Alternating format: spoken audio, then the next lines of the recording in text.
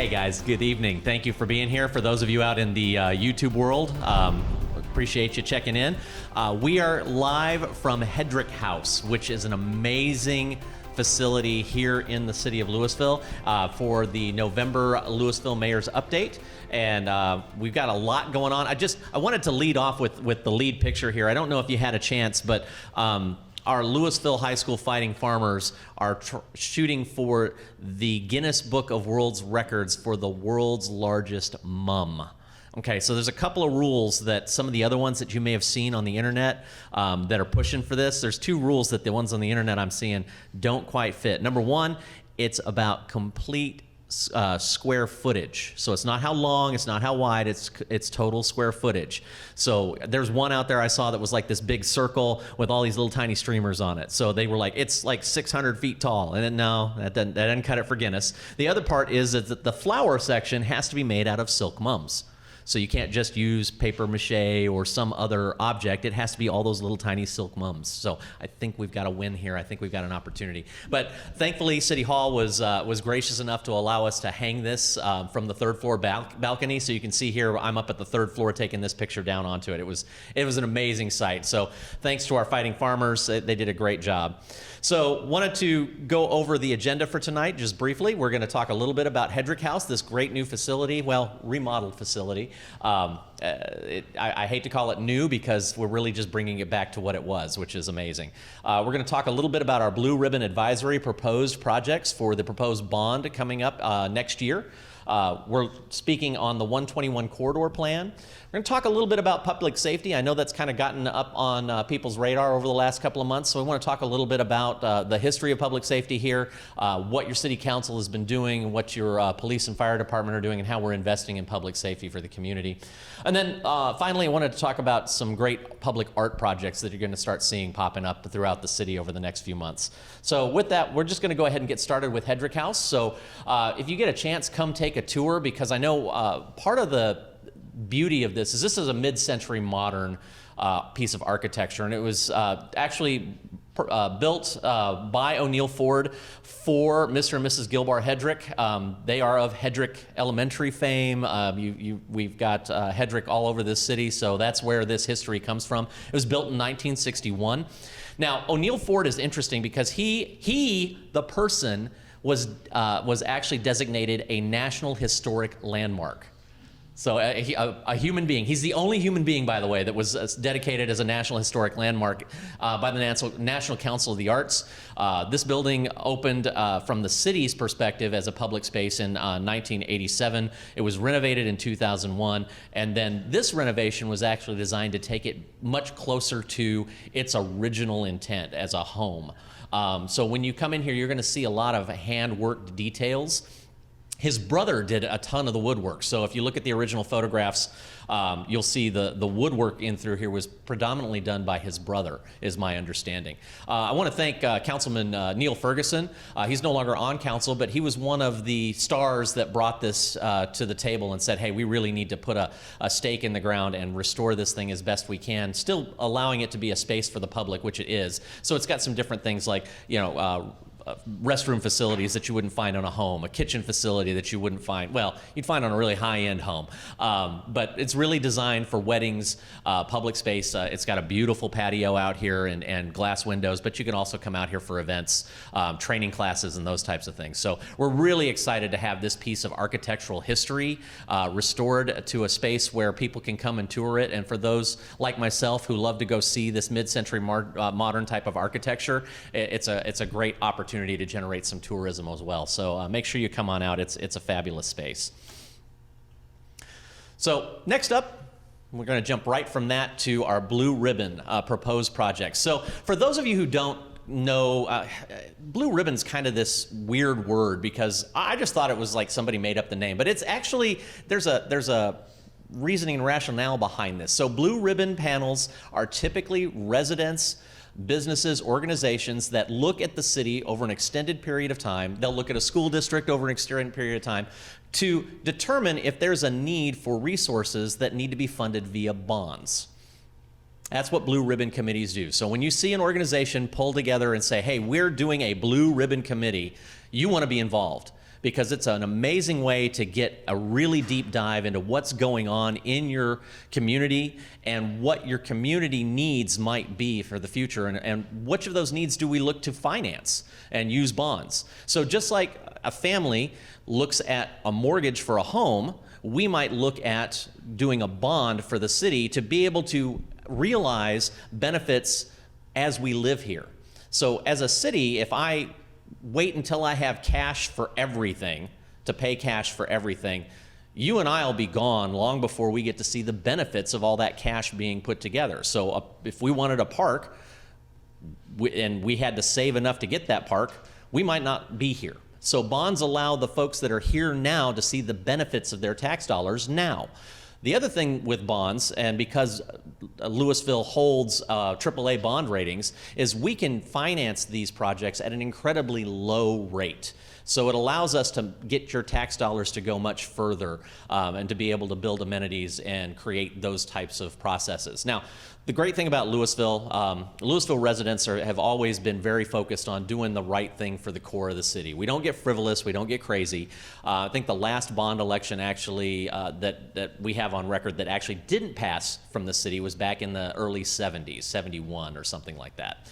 But that just means that the residents and the people that are put together for these bonds are very, very well connected to the community and its needs. So they're not getting outside the box and too crazy. Now, this year, and I want to thank all the folks who've been on that bond committee. I know they put in tons and tons of time. This is not a couple of weekends and rubber stamp something. They go on tours, they drive the city, they challenge what city staff brings to them so they can figure out what makes sense and what doesn't. And out of, and I don't know what the total number of projects as far as a dollar value is concerned, but I don't believe we got maybe about half of what was proposed, maybe not even that. So it was a pretty small percentage of what gets proposed that actually makes it through here, because these folks are taxpayers too, and they're looking at the impact on their pocketbook and what's the return on that investment. So these are all very, very well vetted programs. So the three categories that you're going to probably see in a bond election in May are going to focus on three key areas. They're going to be street improvement projects, they're going to be parks and open space and recreation projects. And again, that parks and recreation, that comes directly out of our 2025 plan vision, our 2035 reset of that vision. Residents have repeatedly said, we don't want to spend our dollars on writing a check to a business. We want to spend our dollars on things that make sense for our city and for our residents. So green spaces and parks are way up high on that list. And then the third of the three categories you'll see are public safety projects. So those will be, you'll see those in a minute. But when you look at the bonds, and for those who are here in the room, there's actually, the propositions are here on the walls, but we have about 198 million in streets repair and upgrades. We have about 48 million in parks and green space, and then I don't see the public safety numbers, but it's about 7 million, 15 million, thank you. 51? No, 16. Okay, 16 million 4. Okay, there we go. I was trying to interpret hand signals in the back and I was failing. So about 16 million in public safety projects. So you can kind of take a look here and you can see some of these neighborhoods you may be familiar with, some you may not, but things from Corporate Drive to Purnell Redbud, which is a small connection in Old Town, Keeley, and you'll see many of these are actually on that east side because that's probably where the predominance of our asphalt streets still are. And one of the goals that the council has put out several years ago was to get everything that could be elevated to concrete, if it made sense. We look at traffic studies and it's very data driven on what we do. But you can see Lake Park Street infrastructure, College Street, Northeast Old Town, Lewisville Valley 1 and 4, Huffines Boulevard, Mill Street, Valley Ridge, South Cowan Avenue, and then alley replacements in a lot of these neighborhoods as well. What you don't see on here that I think a lot of folks have been asking about is Valley Parkway. That's actually getting done this year. We are synchronizing that up with the public safety building. So have some patience. I drive that road every single morning. So yes, I understand it's got some challenges right now, but it's all getting redone as part of that whole corridor there with our Civic Circle, Valley Parkway, up to College, and then of course the public safety building. When we talk about parks, open space, recreational improvements, everything we look at as far as park acquisition, park space, is really focused around this 10-minute walk to a park initiative. And I have my parks director here, so I know she's going to fact check me on what those percentages are right now. But our goal here is to get to 100% of Lewisville residents can walk to a park within 10 minutes. Right now we're in the low 70s.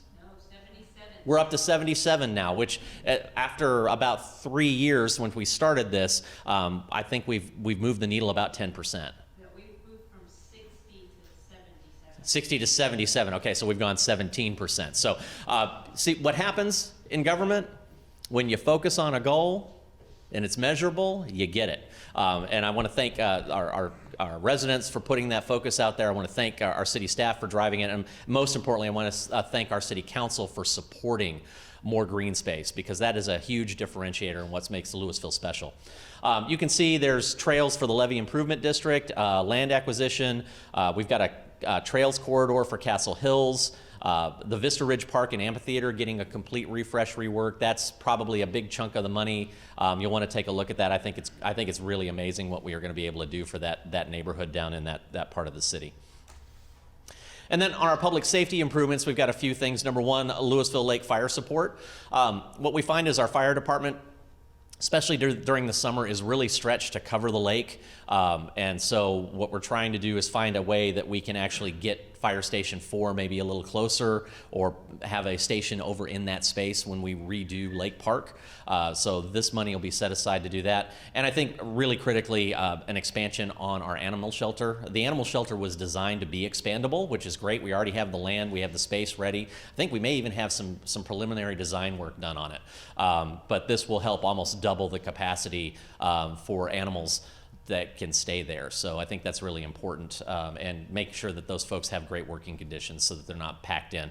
Some of the statistics I saw, especially on large dogs, is that we've been running in 160% of occupancy. So if we can only hold 10 animals, we've been holding 16.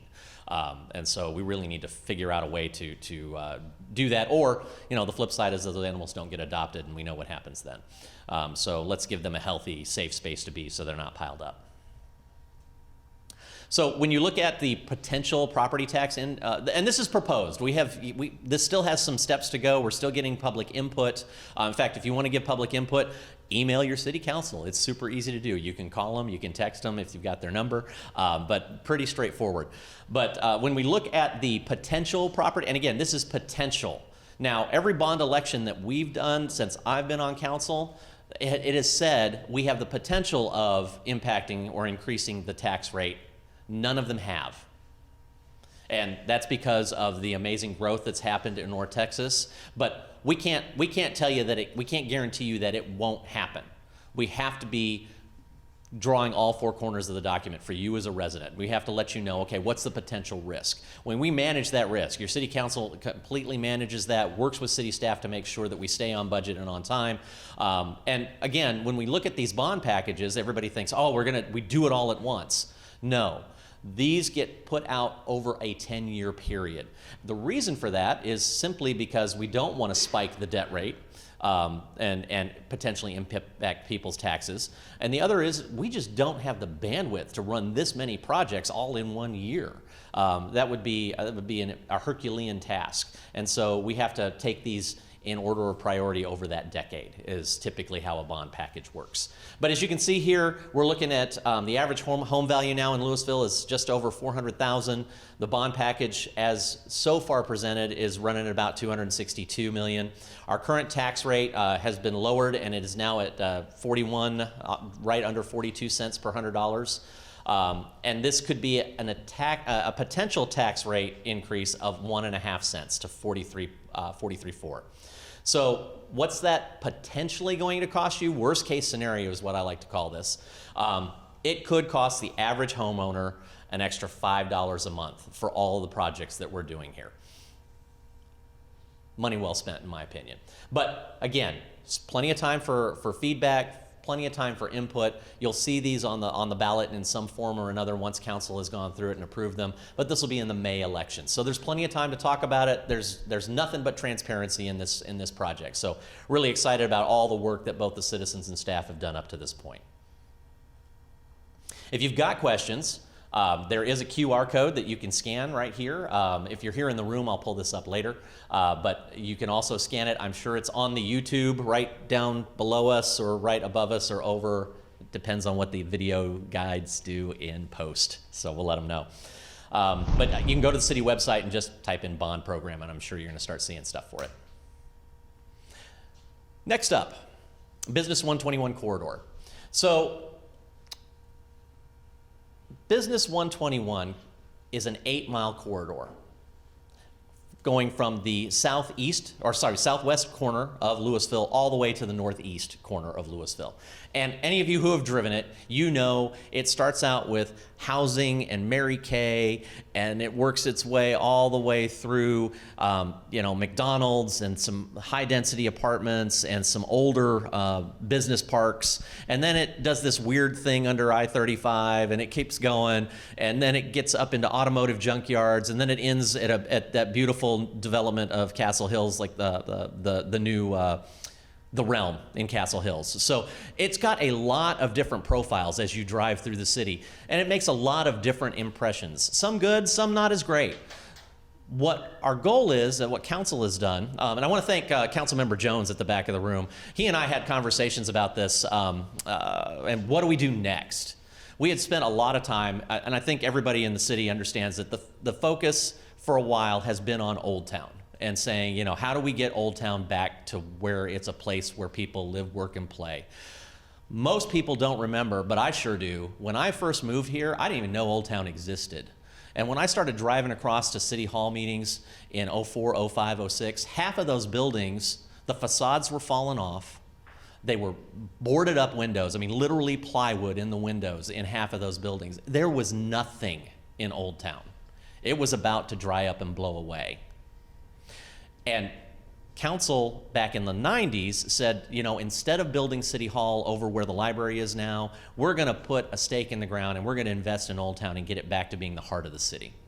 And so over the years, the investments have happened with City Hall, they've happened with the Grand Theater, they've happened with Wayne Ferguson Plaza, but those are the things that the city could do. But because of those investments, businesses started taking note. Developers started coming, and we know that headcount is what's going to drive nightlife and activity and the stuff that makes a downtown, the rail station as well. So that vision set back in the mid-90s set the seed for Old Town. It's going. It's doing great. We've got developers coming in wanting to get involved, and we don't have to beg anymore. We get great projects presented that are happening. We're not displacing residents. We're not going in and bulldozing houses. In fact, we've actually set up zoning that makes it very difficult to do that. What happens in redevelopment down in Old Town is primarily empty lots at this point. They've been primarily empty lots or old uses that have gone away, mostly commercial. So really great to see that, but when is enough enough? When is it time to focus on other parts of the city? Because the way our budget works and the way our council works historically has been, we don't have enough to smear it all over the place. It just dilutes the impact. But what we can do is we can pick spaces to create change, to create catalysts, right? And those catalysts then create the environment that new businesses, new opportunities, families can take advantage of. So you're seeing that catalyzation happening on the north side of Lewisville with our Northern Gateway. You're going to see that with our Lake Park and its redevelopment. You're going to see that with the mall and its redevelopment. So these points are happening. So Councilman Jones and I kind of talked and said, what's next, right? And what's next really looks like 121 corridor. How do we get that? How do we work with TxDOT? How do we get that to be a more improved space? Safer, more beautiful, get more businesses down there, and just make it a more entertaining, livable space than it is right now. So when we look at it, the next opportunity for you guys, because right now we're right in the community engagement, we're just, the planners are looking at it and saying, well, what would you like it to be? What's possible? And so we have a community engagement meeting this November 11th. It's the second one. It'll be at our Community Resource Expo. So any of y'all out there in YouTube land, anybody here in the room, if you've been going, man, I don't know what all the city does. I'd love to learn a little bit more about where I live, how it works. This Community Resource Expo is going to be amazing because you can come in and you're going to be able to see all the different things that the city does. It's going to be at Thrive down at 1950 South Valley Parkway, but I don't have a start time. Is that like a 6 o'clock start time? I don't know. Anyhow, you can find it. There's a URL here on the link. You can find the information there. But this is really to define the vision. And again, your city council starts the process in this case. We started the process, but we don't pretend to have all the answers, right? It's the community that builds the community. And so this is a way for us to get the community engagement on 121. You'll see in this picture, this is actually a map of the business corridor that they put out on the floor. And people were looking at this basically a Google Earth and going, oh, I know what that is. Well, what about this? Could we do this piece here? Could we create a pedestrian crossing? Could we put a little park in here? So those are the things that they're looking at all the way along that corridor. It's at 10 a.m. Okay, that's perfect. So November 11th, 10 a.m. So I'm super excited about this project. This is one of those things that, in 20 years, we're going to be going, man, we're so glad that we started to put the focus over here to get that rebuilt. Now, I do want to talk a little bit about public safety. Lewisville's been in the news on a couple of things that, just have not been great over the last few months. So I wanted to talk a little bit about safety, security, and our investment in our first responders.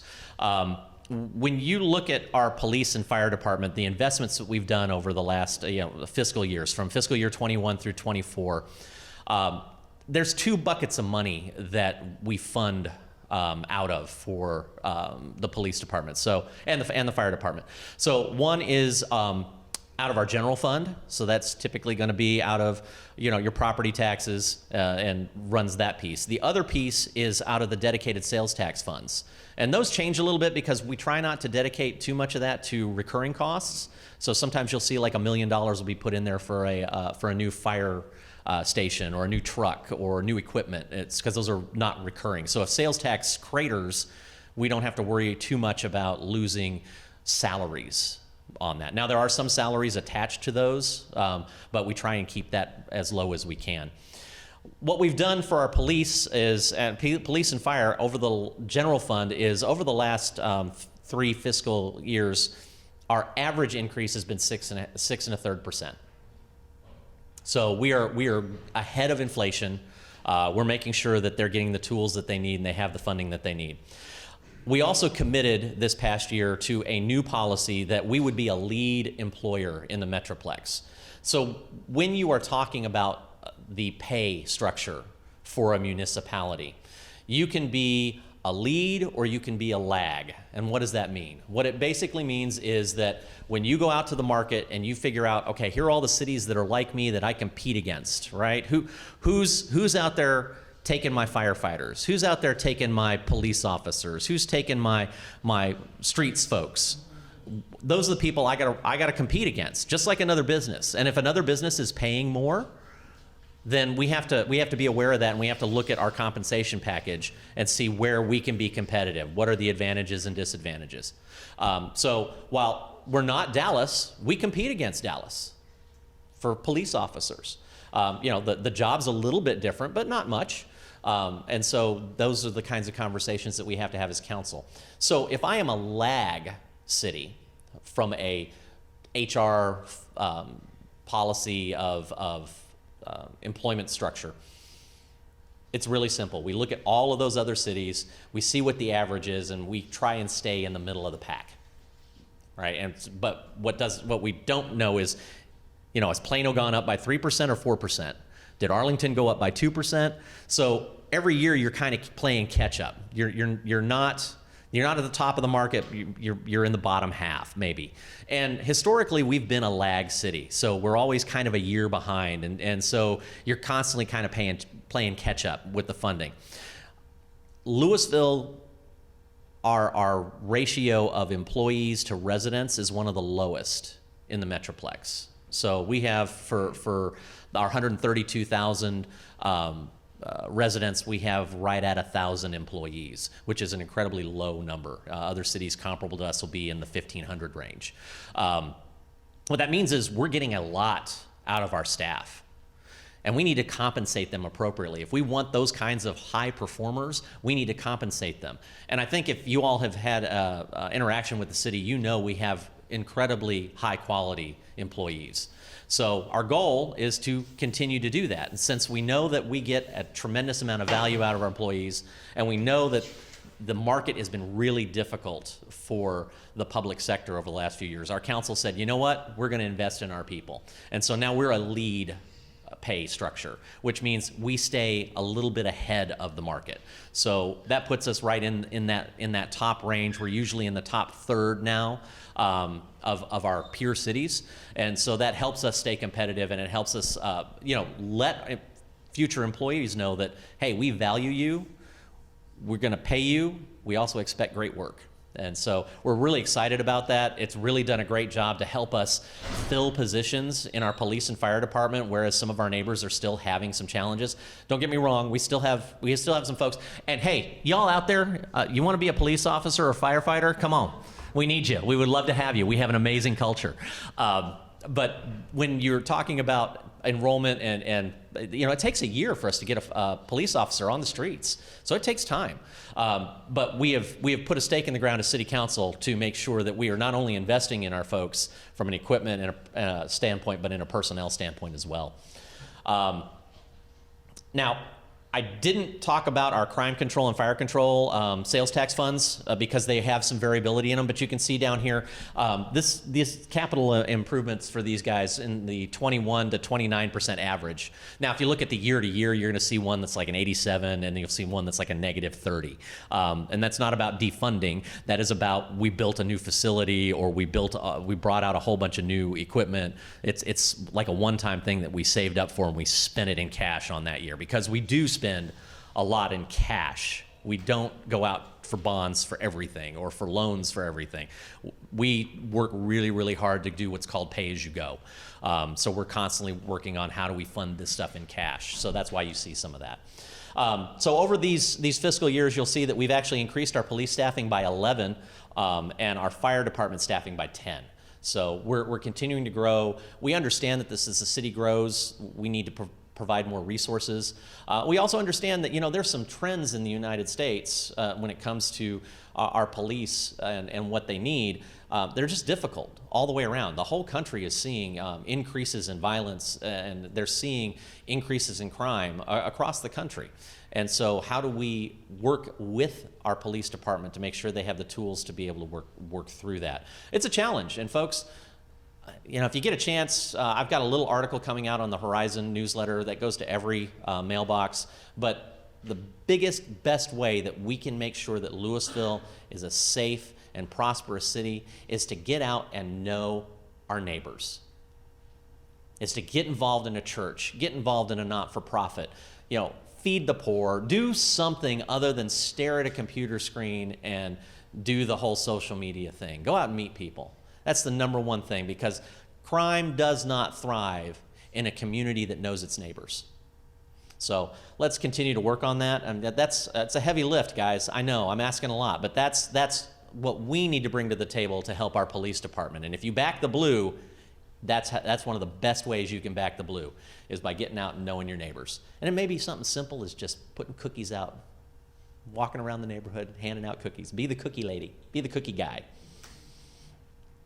So here's some of the crime stats, because I want to be transparent in this. I mean, folks have asked me. I see this stuff on social media. It gets a little scary, and you know what? The news is about selling eyeballs, so it can be scary. But I want to tell you, right now our violent crimes in Lewisville, we're on a downward trajectory. I think the chief said we're going to probably be a little bit down. I won't hold him to that, but we're in a good trajectory for the amount of growth that we've had. So this is just a quick snapshot. We actually had a wonderful event with the Chin community because they had some concerns, and they all 150, 200 people that showed up. Oh, it's 300, so it was amazing. And if you want to talk to the police, if you've got an HOA or an organization, you want to have the police come out and talk with you about what you can do, what's going on, get some clarity, absolutely. The PD will be out there any day of the week for you. Well, maybe not Sundays. So, and then of course the big one is when we talk about murders in the city, everybody, because those bring up a lot. And I want to be really, really clear on this. When you look at this, one of them is gang related this year. So on the right hand side is 2023, on the left is 2022 for our total murders. As you can see, partners was a big deal in 2022, but these are not strangers shooting people that they don't know. These are people that have a business relationship, typically drug related, not necessarily gang related. We do make a distinction on that, but they are known by the offender. And so that right there is something it's an important piece of data in this that we need to take into account. Now, here's even more important. We need to stop this. We need to figure out how to reduce this. But every one of these guys has been caught by your PD. Every one. So they're doing the work, guys. They are doing the work. They're doing a great job, and they're getting complete support from their citizens, from their council, from the rest of our city staff. So I want to thank residents first of all, because I know when I go out and ride-alongs with the PD, all I get is thank yous. All I hear is great job. In fact, I love hearing when I'm out because I hear residents calling in drunk drivers. It's awesome. It is awesome because our PD knows exactly where to go. In fact, it may be a little over because our PD knows exactly where to go for everything. So it is really awesome. And if you get a chance, participate in our Citizens Police Academy, Citizens Fire Academy. They're great programs to give you a better deep dive onto what's going on. And don't pay so much attention to everything you see that's meant to scare you on the internet. And then finally, we're going to talk a little bit about some public art projects that we have going on. The first one just got installed. It's called We Are Lewisville. It's a 10-foot by 6-foot collage of portraits of community members, folks that live here in Lewisville. And I don't recognize most of them, which is, I think, even better. Because I got to go on a hunt. I got to meet some new people. So these photographs were taken over the summer, and it was installed here on October 30th in the lobby of Serve Lewisville, which is at 1001 Edmonds Lane. For those of you who don't know about Serve Lewisville, it is a facility that we have that allows our not-for-profits to pay below market rent rates. But they're all in one space. So if a resident's having a challenge, maybe they're having a mental health challenge, maybe they're having a challenge with food, maybe they're needing to get some utility work done, medical, whatever it is, they can come to this one building and they can get resources, they get direction, instead of having to go all over the county to try and figure out where they're needed or where the support is. So great location, go take a visit, they give tours all the time. And so one of the neat things about this picture, it's painting, it's a collage, it really shows the diversity of Lewisville. When you look at Lewisville, we are the American melting pot. And it's really a cool thing when you come down here. I mean, from the really superficial in that I can eat amazing food from all over the world within a 10-minute drive of my house, to the diversity of faith communities that we have, to just, folks and heck, we got cricket out in our parks now, So when I was a kid, it was soccer was came on because I grew up on the border. So soccer was the big sport. But yeah, I'm seeing all kinds of community members getting out there. And you know what? Barbecue is the universal language. So it's amazing. We have some amazing communities here in Lewisville. The next one that you're going to see is actually in Central Park. It's currently in process. You can see here's just a quick picture. I don't believe it's in this state anymore. She's continuing to work on it. But this is to honor our Lewisville Chin community. And if you don't know the Chin community, they are a community from Malaysia, Burmese. They're Burmese Chin. and they are Christian, and they were persecuted by their government, killed. Is a real simple word for that. And we had several families that came here, were supported by one of the local Baptist churches. And so once they got a foothold, as they immigrated, those families had somebody that they could talk to that knew how to navigate the United States, and they've become a really great piece of the tapestry that is Lewisville. So this will be installed in Central Park. We're looking at Friday, December 15th is the tentative install date for that. But it's basically a large stone bench that celebrates the Chin community. One of the neat stories about this sculpture is when we took the designs to the Chin families, the baby faced out so you could see its face. And some Chin mothers said, no, we never hold our babies like that. We hold them in. So it was, just those little details that I think this artist has really done a great job of capturing that piece of our community. Next one up, we have an indoor work of art at the library. If you've been to the library, we have this big brick column right here. It just kind of sits there. And so we put a call out for art to wrap that column, to figure out what it looks like. We had 241 applicants. That's the most ever for a Lewisville public art call, which is amazing. I have a couple of great friends that actually serve on the arts board, and they've got their work cut out for them. Good. The goal is to have an artist selected by early 24, and depending on what it is, they'll create a timeline for that. But the Friends of the Lewisville Library committed $5,000 towards this project. So as a public art project goes, understand that public art isn't funded by property tax or sales tax. It is funded by what's called a HOT tax, hotel occupancy tax. So if you use a hotel in Lewisville, those funds get put in a bucket, and the state says you can spend those things on just a couple of things, things that bring in tourism and art. And so we do a lot with Western Days. A lot of our events have hot tax associated with them to fund them, but these types of projects also can get hot tax to drive them. So you're seeing the Friends of Lewisville here, though, they have their annual book sale, that type of thing. They're really invested, and we love them, and it's so great to have them helping beautify the library. And then the last one we want to talk about just briefly, for those of you who know, you can see it. The big crane came down. I was a little disappointed, but the Tittle McFadden building is almost, as you can see, steeled out. So it's just moving like gangbusters. But this new public safety building will have a piece of sculpture out here in the front. So in this picture, you're seeing three flags: the American flag, Texas flag, city flag. But there'll be some sort of sculptural element to this plaza that we're going to add. Don't know exactly what it'll be. There's a public committee that has been chosen to select that. But we have almost 200 applications that are being reviewed. Hope to again have an artist by 24 and have that hopefully done at the same time that the building is done, is at Q1 of 2025. So with that is a lot of material to cover, folks, and I thank you for your patience. And for those of you on YouTube, if you go down to the settings, you can actually speed this up if it's on your computer and do it 1.5 times, 1 3/4 times. I'll start sounding a lot more like Mickey Mouse, but you can get through this a little bit faster if you want to go that route. That's a pro tip on the YouTube. But for those of you who are here tonight, I want to thank you for your time and extend any time for questions.